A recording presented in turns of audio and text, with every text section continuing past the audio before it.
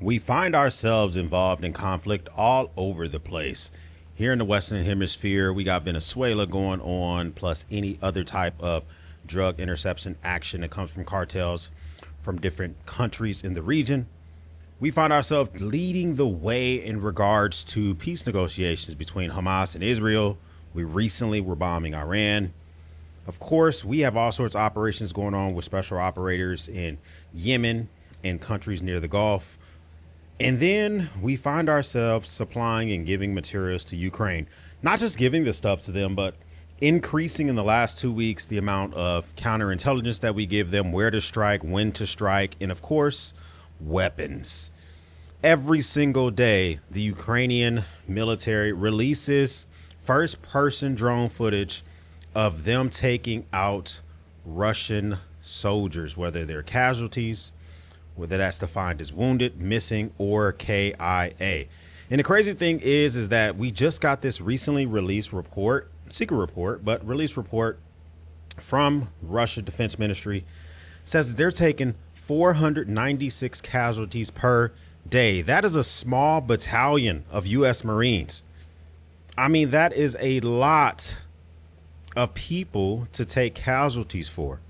And it kind of makes sense because for the most part, one thing that we've kind of noticed is that Russia seems to be getting more and more desperate with some of the stuff that they're doing. And now they have to contend with not only all these casualties, but the possibility that the United States is also going to send tomahawks to Ukraine. They're losing all these troops.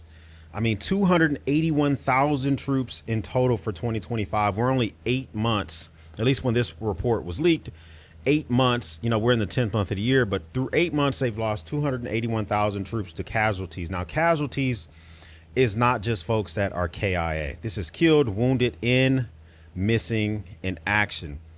And so this is comparable to the Soviet losses in World War II offenses. This is reported by I Want to Live project that comes out of Ukraine's main directorate for intelligence.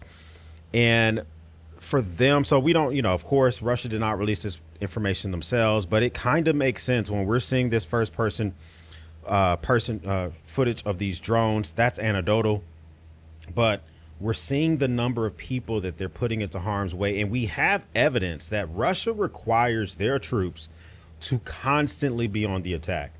Not only do they go into an attack mode in an area, but they have to always be moving forward. And you're trying to send a squad size, sometimes smaller than that, 2-3 people to go against a well-fortified defense in Ukraine, where they have machine guns. They're not moving anywhere because they're not trying to move into Russia. You're trying to take more territory in Ukraine. So you have all these different things that are working against you.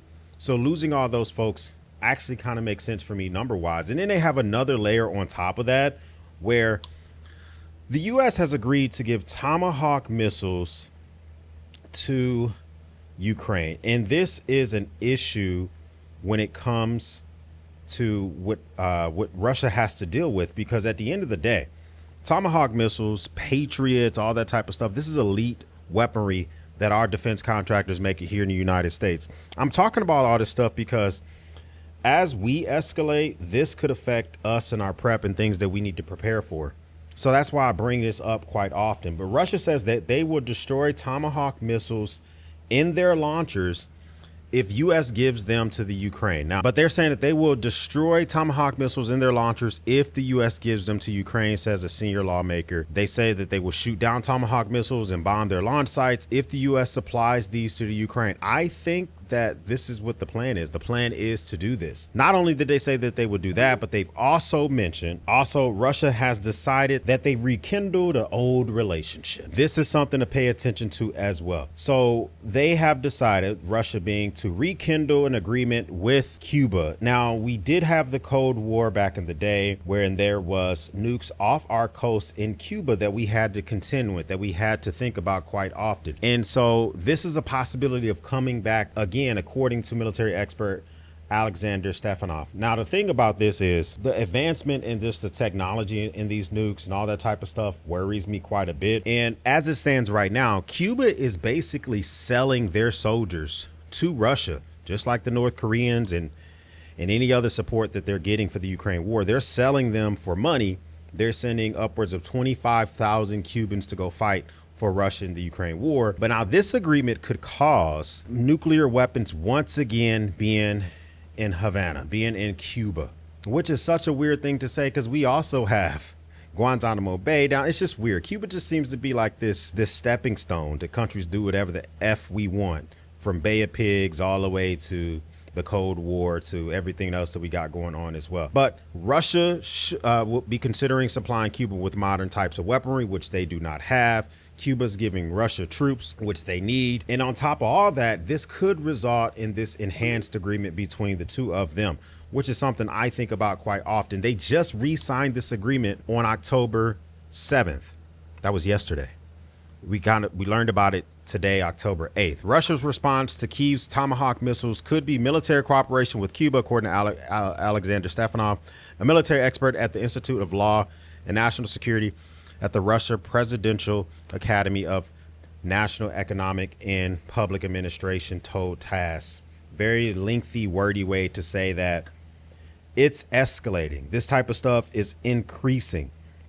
Not only, Russia has definitely said not only will they destroy the Tomahawks, but Russia has now directly threatened Americans, saying bloodbath will occur if we give Tomahawks to Ukraine. So Putin says that this is a final assault on their war that we shouldn't be involved in. That if we supply these Tomahawks, that it's going to be a bloodbath, and they're directly threatening U.S. citizens. Are you guys listening? You got your listening ears on? Think about that for a second while I take a puff. A bloodbath. This is something to think about. Kremlin warns of Tomahawk delivery, Ukraine would be a serious escalation, and they see this as a viable reason to attack U.S. citizens if this were to occur. So bloodbath, Putin's biggest warning to the Trump over U.S. sending Tomahawk missiles. And then this YouTube video says, could World War III be incoming? Now, I don't know about all that, but I do know that if you decide to attack any of us, if you attack us, whether you attack us directly on property we own or lands that we own, or if we're on vacation, or target Americans that are in your country, that's an issue. And it could, just like I said yesterday, in regards to if Venezuela were to have some type of attack on our embassy, although it's mostly abandoned, the hawkish cries that will come from people in this country for us to do something about it will be crazy loud, bro. It would be crazy loud. So I just want you guys to think about this. Always think about the first thing I think Russia will do if we decide to escalate is going to be the cyber aspect of it. And this is not sponsored by Or is a channel sponsor, but I am Or'd up. Okay. For me personally, they have my social security number, they have my information. I protect myself because Russia, North Korea are super good at cyber attacks. And if Russia begins to get pissed off enough and begin to attack not just businesses with ransomware, but individual Americans, I don't want to be one of them. Some Or is my go-to. But when it comes to actually attacking Americans, this escalation could happen quickly.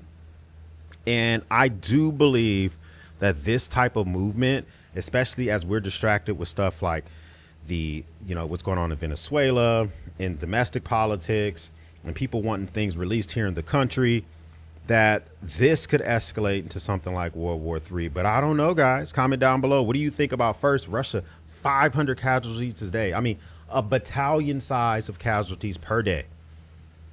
Ukraine giving them the fight. Us giving Tomahawks over to Ukraine. And then Russia threatening a bloodbath on us Americans. First time stopping by, hit the subscribe button. I would love to have you part of the battalion. If this is not your first time stopping by, well, thank you once again for watching me run my grape. For everyone else, we'll speak soon.